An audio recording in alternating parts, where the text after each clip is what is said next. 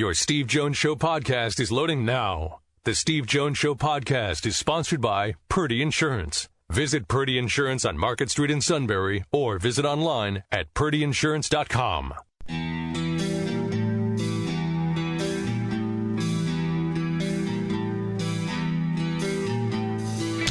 Sports talk where your voice counts. This is the Steve Jones Show on News Radio 1070 WKOK. Now from the Sunbury Motors Studio, here's Steve Jones.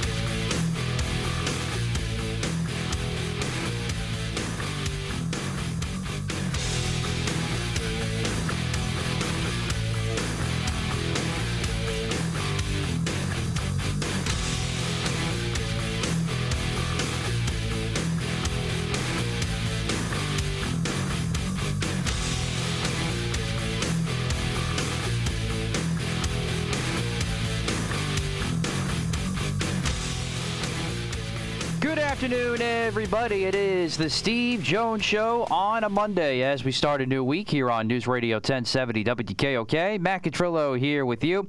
Steve will soon be there from the Sunbury Motors Studio. Sunbury Motors, 4th Street in Sunbury. Sunbury Motors Kia, routes 11 and 15 in Hummel's Wharf, and online at sunburymotors.com. Ford, Kia, Hyundai, lots of pre-owned inventory, all with the all-important Sunbury Motors guarantee. And that is a great service department that is there for you. Simply gets it done for your current vehicle with the diagnostics, with the inspections, with all the good stuff for your current vehicle. And for your new vehicle, you have a sales staff that's not just there for the sale, but they're there for you. And it's all at Sunbury Motors, 4th Street in Sunbury. Sunbury Motors Kia, routes 11 and 15 in Hummel's Wharf, and online at sunburymotors.com. And every Monday show brought to you by our good friends at Purdy Insurance, Market Street in Sunbury, or go to purdyinsurance.com. Home, auto, life, business, RV, boat for this time of the year. All your insurance matters, they have you covered, and they are there to protect you for what matters most. They are the true pros when it comes to insurance needs, and it's all at Purdy Insurance, Market Street in Sunbury, or go to purdyinsurance.com. And, of course, we'll be teaming up with them once again this year for this year's Truman H. Purdy Memorial Golf Tournament, which will be on Wednesday, August 10th. And make sure you sign up for that ASAP, because that always goes fast. So we certainly look forward to that. Always at the Susquehanna Valley Country Club. We'll do some golf, and then we'll be doing the show live 3 to 5 that day from the country club. So looking forward to that coming up in August. But in terms of today's show, another big show to start off the week. Ray Didinger just announced his retirement. I think that was last weekend, after covering the Eagles for more than 50 years. He lived the epitome of living out a dream, covering his favorite football team for more than 50 years and seeing the team's first Super Bowl championship and getting to celebrate that with his son a couple years ago. So he is done in his retirement, and he'll join us today at 3:35 to talk about that. And also, he's got a new play coming out which dates to his time when he first met Tommy McDonald. Of course, the former Philadelphia Eagle great. And that is a play called Tommy and Me. That's going to be playing at the Hershey Theater, I believe, in October. They just had the announcement for that on Friday in Hershey. So we'll talk to him about that as well. And, of course, about the current team, which made some headlines over the weekend, not for anything that they did, but interestingly enough, Peter King, of course, our good buddy from NBC Sports and Football Morning in America, he had his weekly column out today, and he put the Eagles in the top 10 for his 2022 power rankings that he does every year. So, obviously, Peter King is very high on what the Eagles did this offseason. Only the Bucks and the Rams and one other team are ahead of them in the power rankings. 49ers were behind them. So only 5 NFC teams in the top 10 for Peter King. And the Eagles are number 9. So that's interesting. Didn't quite expect that, but we'll see if that comes to fruition this year. Other Eagles-related news that I did see today, too. Nick Foles reuniting with the Colts reuniting with Frank Reich in Indy to join the Colts today to back up Matt Ryan, which is no surprise there after he left Chicago. And I guess there was a report in there, too, that Howie Roseman was talking to Nick Foles on a possible comeback again, which would have been his third time with the team. And you know what? Someone tweeted out that they're glad that didn't happen, hoping to show no disrespect. And I think that's exactly right. There's no disrespect in this because I agree as well to what he did for the city. But bringing him back as a backup would be a mistake, considering what the things that happened with Carson Wentz. Of course, you can't blame a lot of that on Nick. Mostly that's Carson, but we're still trying to figure out the quarterback situation maybe with Jalen Hurts. This is his make-or-break year. Having Nick Foles overlooking over his shoulder, probably not the best idea. Plus, Gardner Minshew did the job last year when he had to fill in. So I think that was a good non-move there. Let Nick Foles go ahead with Frank Reich and back up Matt Ryan in Indianapolis. Those are some interesting thoughts there. Now, as far as the PGA Championship goes, of course, we had Jerry Dulac here on Friday. He almost called it. He said Will Zalatoris was due, and he was due, and he was almost there before things kind of fell for him a little bit. And Max Pieria, too, of course, things really fell apart for him in the latter stages of the final round yesterday. But then just what a tremendous comeback story for Justin Thomas, winning his second major, which is also his second PGA in 5 years, and having the third largest comeback in PGA Tour and PGA Championship history, down 7 shots, comes back and wins it. I mean, he was just calm, cool, and collected with phenomenal shot after phenomenal shot in the his final few holes there. I mean, the shot to make it on 18, to get in contention, and then the tremendous tee shot to get on the green on 17 during the playoff hole, which, of course, sets him up to take the birdie and take the lead. And I thought that was another good weekend for the PGA there, Steve. In the end, yes. Yeah. I mean, great. I mean, really a mixed bag for you. Total mixed bag. No, I'm happy with everything. Yeah, Tiger had to withdraw. Oh, man. You know, what are you going to do? I mean, Tiger withdraws. It really was a shame, honestly. You're happy. And then Josh Donaldson had to talk to the media. So, I mean, other than that, I think things went really, really well. Yeah. Yeah, that was not a great weekend for the Yankees, but it's all right. I mean, there's something wrong with your organization. You got to. Well, Josh Donaldson's a dope for saying that. Like, just dude, stop. He speaks highly of you. He's playing well, but like, dude, there's a time where you just need to keep things to yourself and shut your mouth. Just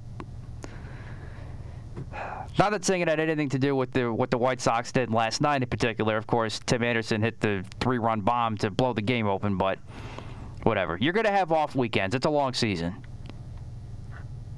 It happens. It is? But what Josh Donaldson said was very dumb. It is a long season? It is, in fact. I don't think I've ever said that on the show, have I?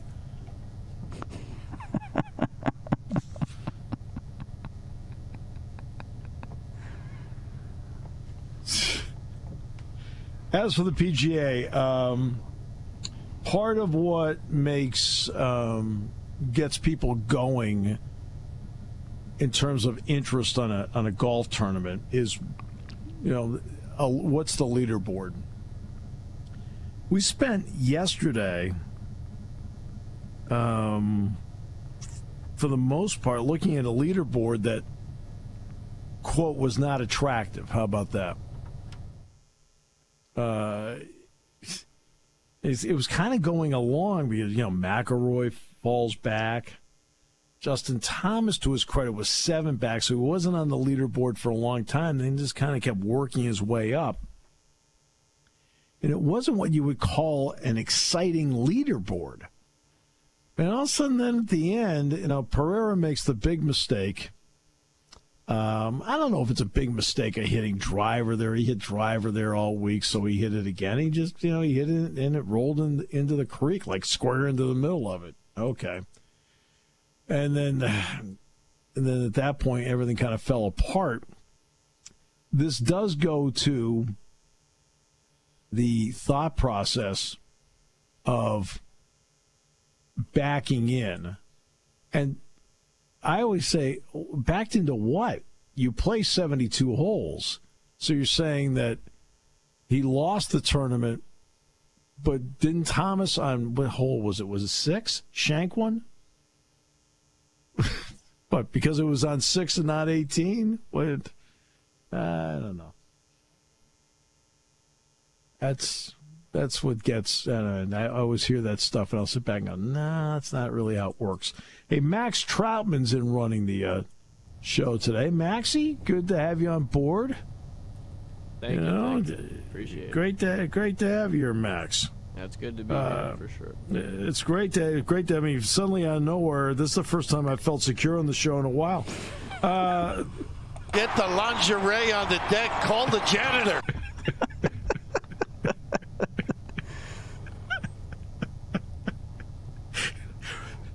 If that doesn't welcome you to the show, Max, nothing will.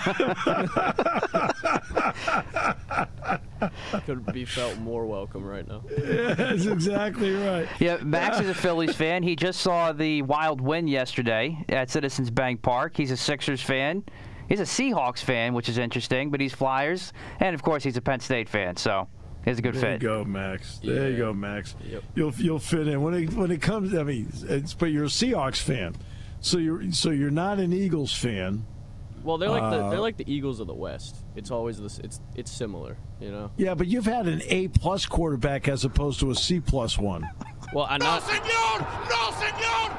senor!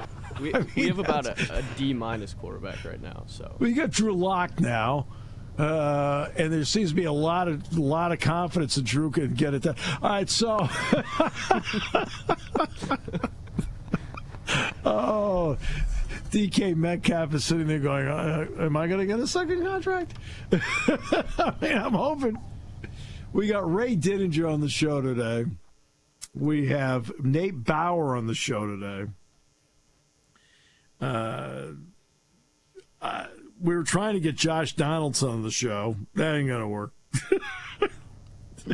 I may have to hit the dump on it a couple of times if we were going to do that, so that's a no.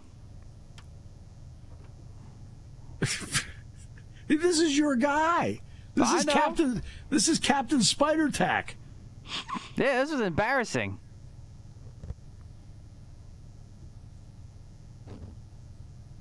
Dang, it's your guy. Then Tim Anderson goes out and shuts up everybody. He did. All right. Got a lot to talk about on the show today. I'm glad Max is here.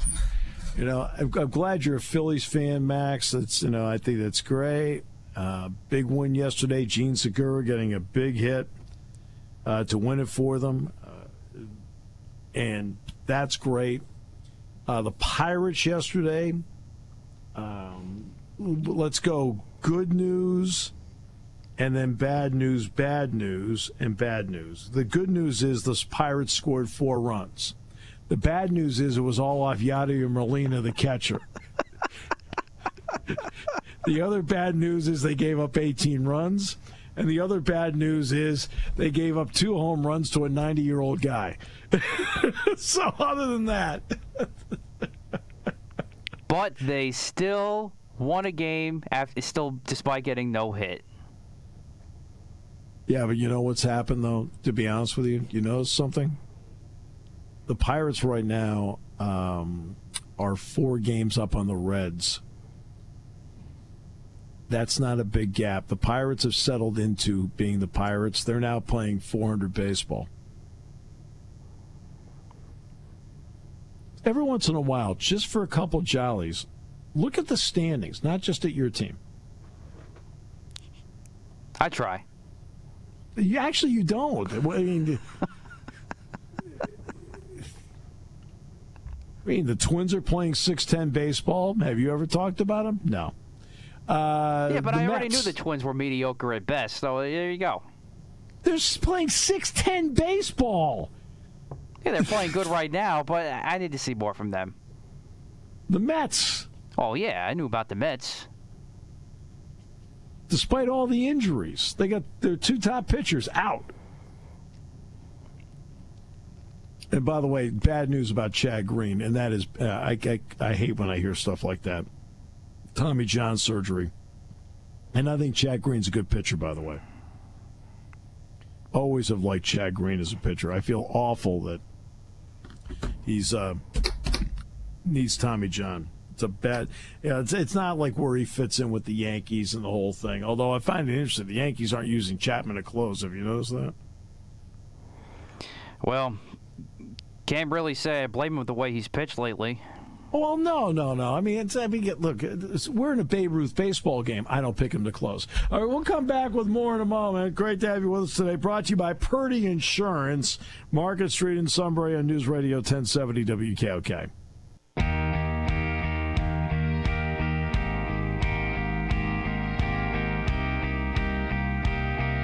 It's Market Street in Sunbury. Go to purdyinsurance.com. So I took about 10 minutes yesterday, and I watched about 10 minutes of the qualifying for the Indianapolis 500. I had to stop because there was one car going around in a circle, and it was one car going around in the circle. We're done. You know what? I actually did not watch a single minute. And guess what? Based on the ratings, you weren't alone. I was all PGA and baseball yesterday. Yeah. Like, hey, look at he's in the short shirt. He's going. Okay, I got it. It's going fast. I got it. So, like, a whole bunch of people that won't win the race are running fast now by themselves. Okay, I got it.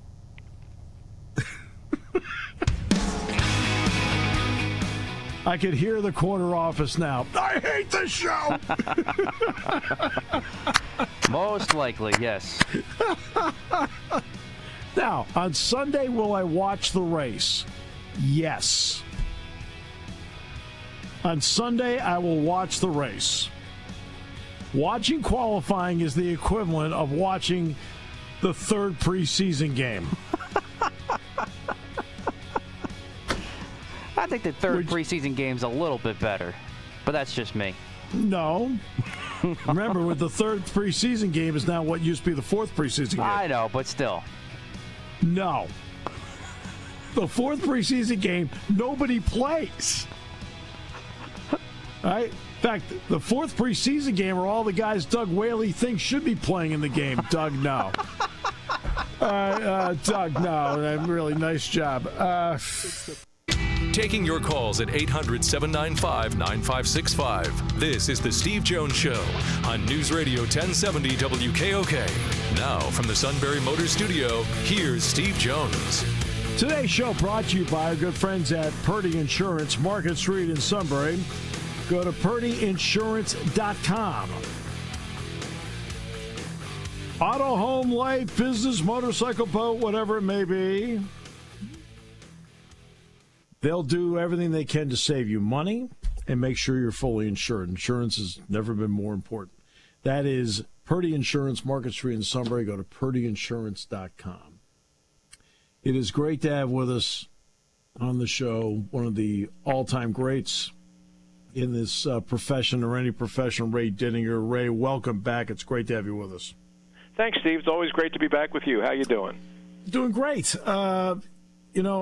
The play Tommy and Me, obviously, it's going to be going to the Hershey Theater. I want to see in August. Is that when it's going to be? I think August 18th. Yeah, we're going to do three performances August 18th, 19th, and 20th. So, we're really looking forward to it. It's a story of me and Tommy McDonald and our lifelong Our lifelong relationship, which started, and the most exciting part about the whole thing is by bringing it to Hershey, we're actually bringing it back to where it all began. Because Hershey was where the Eagles had their training camp in the 1950s, and Hershey was where I first met Tommy when I was a 10-year-old kid with an autograph book, and Tommy was a rookie with the Eagles, and that was where we met. I asked for his autograph. He handed me his helmet, asked me to walk him to the practice field.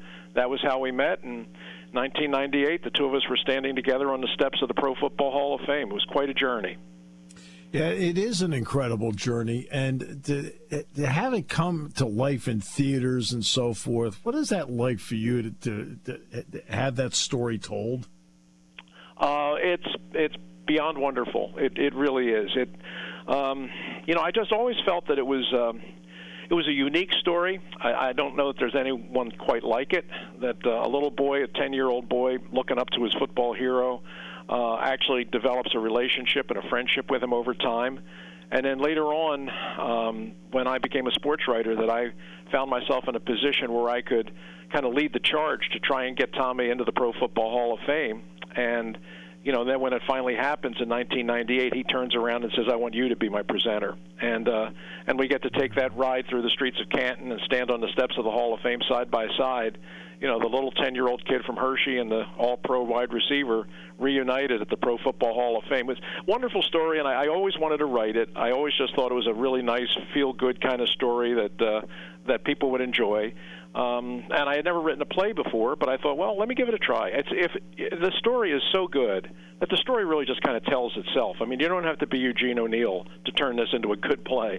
So we wrote it, we staged it, and Steve, this is going to be the 7th year that this play has run in various theaters all around the area. But I always hoped that one day we would bring it back to Hershey, and now we finally will. In fact, I think Ross Tucker's going to be there one night. Ernie Accorsi, of course, Ernie has great connections up here at Penn State. He's going to be a part of it another night, which is really great. This is it fair to say this is not just a story about friendship, but about loyalty and a lifelong journey? Is that fair? Yeah, that's totally fair. That's exactly what it is. I mean, people sometimes see the advertising and they see the pictures of Tommy, in his Eagles uniform, where they know kind of who Tommy is, and they think it's a play about football, and it is to some degree, but I think it's really a much larger story, and it's really a story about relationships and dreams coming true, and I think that's the beauty of it, because every show ends with a Q&A. We end every performance by bringing the actors and the director and myself on the stage, and we field questions from the audience. And almost every performance, there's always somebody in the audience that says, I wasn't all that excited about coming to this play because I'm not a football fan, I don't root for the Eagles, and I never even heard of Tommy McDonald. But I love this story. It's just such a beautiful story of this little boy and his hero, and this life's journey that they took, that I had tears in my eyes at the end. We hear that all the time. So, that's kind of what I tell people. You don't have to be, I always stand in the back of the theater, Steve, and I see the people come through the door. And the people that come through and they're wearing like Eagles jerseys and the face paint, I don't worry about them. I got them already, okay? I mean, I'm not worried about whether they're going to enjoy this. I know they will. But it's the other people, just the theater goers, the subscribers, the people that aren't football fans. When they come in and you see them drawn into the story, and at the end they're jumping up for the standing ovation and they've got tears in their eyes.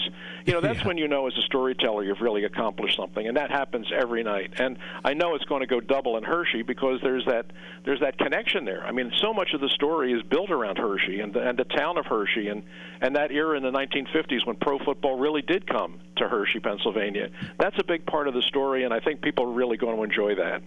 Yeah, no question. Now, being a sports writer and breaking into the business, did you have people tell you, geez, Ray, I mean, you sure you want to do that? There aren't many jobs. Did you ever hear that along the way? Because then I'm going to link it to Tommy here at one point. Oh, sure. Yeah, all the time. Yeah. I mean, I knew that's what I wanted to do. I mean, that was what I wanted to do really from the time I was in like 6th or 7th grade. I mean, I kind of said that's what I want to be. That's what I want to do. But, people, my dad, sat me down and tried to explain to me, there aren't that many of those jobs. And you know how many guys out there, how many people out there are thinking exactly what you're thinking, that's what they want to do too?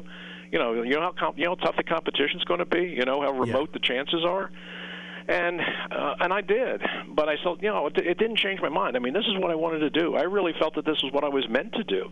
And so I was just going to go for it, And if it didn't work, it didn't work. And then, okay, then I'll go sell cars or whatever. But, I really wanted to try this and try and make a go of it. Here we are, Steve. 53 years later, I'm still doing it. And the thing is, I love it just as much now as I did when I started. Exactly. Now, here's the linkage to Tommy. Now, I'm saying this from a perspective. Now, I never saw Tommy McDonald play college. I wasn't born then. But I did see Tommy McDonald play with the Eagles. Right. Look, here's the bottom line. All right? You and I both know in the combine world today, too short, too small, whatever, a lot of twos put in front of him. Oh, yeah. Yet he's in the Hall of Fame. Have you ever thought about the parallels about, hey, Ray, there aren't many people that make it. This is hard to get into. Maybe you ought to do something else. And he probably heard the same thing? Sure. It really is a story about beating the odds. And in that sense, we both did. And you're talking about today's combine world, how everybody is measured by the tape measure and the stopwatch, and that's really true. But that was even true in the 50s. People, Tommy, when he came out of high school, he broke all the scoring records in New Mexico where he grew up, and most of the colleges all said, "Now you're too small." His mother wanted him to go to Notre Dame, and Frank Leahy said, "No, he's too small." So he went to Oklahoma and becomes an All-American on a team that didn't lose a game. He didn't lose a game his entire college career. He graduated Oklahoma. He's 31-0. Then he comes to the NFL, and all the scouts look at him and say, "No, he's too small." And so the Eagles grab him in the 3rd round, and he comes in, and within 3 years, he's the best receiver in football and helps him win a world championship in 1960. And by the time he finished his pro career, he was 6th all-time in catches. He was 4th all-time in yardage, and he was 2nd all-time in touchdowns. He was an all-time great player and overcame odds every step of the way.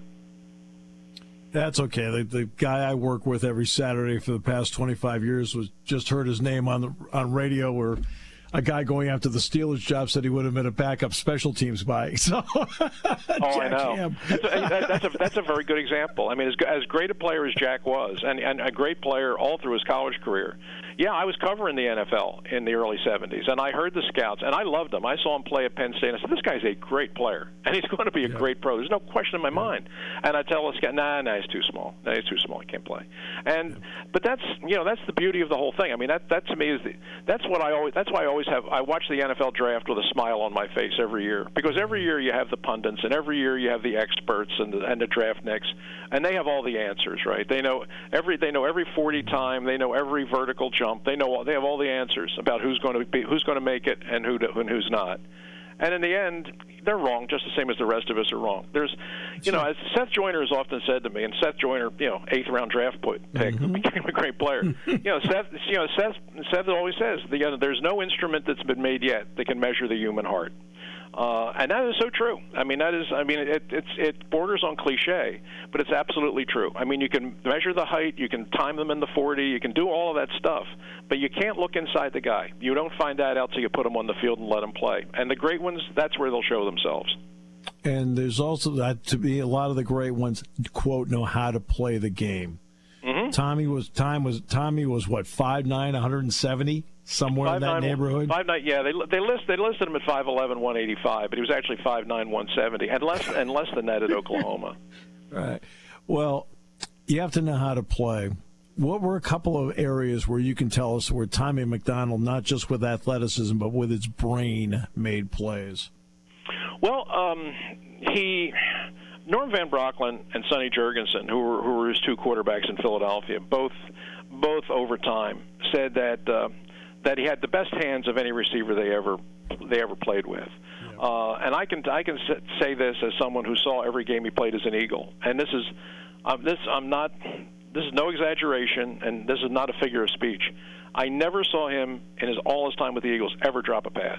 I mean, zero. Never. Never happened. If the ball hit him in the hands, it was caught. Or as he used to say, that's leather in my pocket, was how he used to put it. He never dropped a pass. And the other thing that was that he ran great patterns. And this was back in the 50s into the 60s, an era when defenders could pretty much do whatever they wanted to do to a receiver. I mean, the idea they talk about press coverage now. I mean, that's nothing compared to what it was like trying to get off the line of scrimmage in the 50s. I mean, you had defensive backs that were just beating guys up and literally throwing them on the ground, not letting them get off the line of scrimmage. And yet Tommy was so quick and so elusive and also so tough. I mean, pound for pound, a tremendously tough player that he just fought right through it. And when other guys were afraid to go across the middle, and believe me, going across the middle in those days, you were really taking your life in your hands. That was his favorite pattern. I mean, that 15-yard dig, that quick slant across the middle, that was his favorite route, and nobody ran it better. And to this day, I'm not sure I've ever seen anybody run it better. There was no, quote, 5-yard contact area back when Tommy played. Oh, no, there was not. And the one, I think the most memorable quote that followed him throughout his career, and Tommy said this right up to the day he passed, was the greatest compliment he ever received, was the 1960 championship game. The Eagles beat the Green Bay Packers at Franklin Field, 17-13. It was the only postseason game Lombardi ever lost. Right. And after the game was over, Lombardi said to the reporters, and I found the quote in the paper, and I repeated it to Tommy, and he said, yeah, I know, it's the greatest compliment I ever received. Lombardi told the reporters, if I had 11 Tommy McDonalds, I'd win the championship every year, was what Lombardi said. And Tommy said, he said that, you could take all of my honors, all of my plaques, all of my trophies, all of that stuff, and you can have all of that. Just give me that quote. Just give me that quote, and that's enough. Coming from Lombardi, getting that kind of respect from a guy like Lombardi, Tommy always said was the highest honor he ever received. It's interesting that sometimes people will meet a figure they consider to be larger than life. It doesn't always happen this way, but they'll walk away disappointed. Right. Now, some people you meet that are larger than life, and they meet every expectation. Sure. Well, what was it about Tommy McDonald where not only did you connect, but to you he's a larger-than-life figure that looked at you and made you feel like you were larger than life? Yeah, true. And the thing was, you a couple minutes ago, you really put your finger on it when you talked about how small he was. Because even in that era of pro football, even in the 1950s, he was small. I mean, he'd be like super small today. But even in the 50s, he was small. He was just little. And I remember waiting outside the locker room in Hershey, waiting for him to come out to go to practice that day. And I was standing there waiting to get his autograph. And the thing that struck me was when he came out the door. Now I'm a 10-year-old kid, right? I'm like a sixth grader. Yeah. I'm a 10-year-old kid standing there with my autograph book. I swear he didn't look any bigger than I did, and he didn't look any older than I did. I mean, he was so small, and he was so youthful looking, with the short cropped blonde hair and the baby face. I couldn't believe it. But I think that's one of the reasons why, not just me, but so many kids my age, so many little kids just identified with him. I mean, you knew they were great players. I mean, you knew Van Brocken was a great player. You knew Bednarik was a great player. I mean, there were great players on that team. But as a 10-year-old kid, it was hard to identify with them because they looked like grown men. Tommy McDonald looked like you. Tommy McDonald looked like the guys you were playing with in the schoolyard. So every kid identified with Tommy McDonald because in our mind we were Tommy McDonald. The only thing that was different, and the great advantage I had, was I actually got to meet him. My parents were such big fans that we actually drove to Hershey from Philadelphia, and we actually went to the practices. And back then, there were no ropes, there were no fences, there were no security guards. I mean, you could stand right at the door and wait for your guy to come out.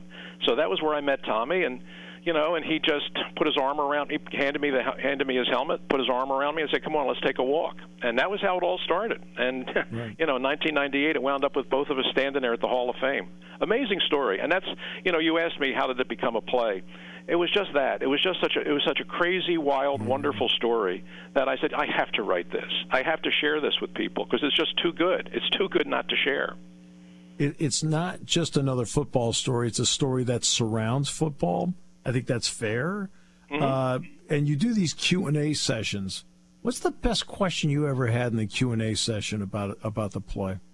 A lot of them, Steve, but one of the ones that's come up several times, and it's a really good question. The first time somebody asked me it, I thought, oh, that's really good. I wasn't prepared for that. I hadn't thought about that, but that's a good question. It was a young guy who had never seen Tommy play, but he had seen the play now, and now he was really intrigued, and he wanted to know more.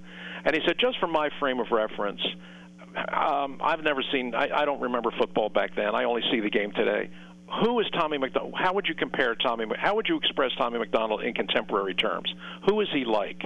You know, who can I in my mind's eye trying to get a picture of this guy? Who would I envision? And what I said was, if you took Brian Dawkins' heart and you put it in Deshaun Jackson's body, you'd have Tommy McDonald.